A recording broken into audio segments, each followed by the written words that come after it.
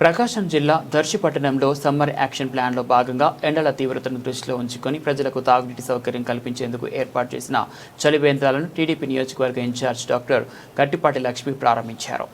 దర్శి పట్టణంలోని లంకోజనపల్లి మూలమలుపు వద్ద అలాగే సీఏ కార్యాలయం సమీపంలో ఏర్పాటు చేసిన 2 చలివేంద్రాలను ఆమె రిబ్బన్ కట్ చేసి ప్రారంభించారు. వేసవిలో ప్రయాణికులు, కూలీలు, స్థానిక ప్రజలు తీవ్ర ఎండల కారణంగా ఇబ్బందులు పడుతున్న నేపథ్యంలో ఈ చలివేంద్రాలు వారికి ఎంతో ఉపశమనం కలిగిస్తాయని తెలిపారు.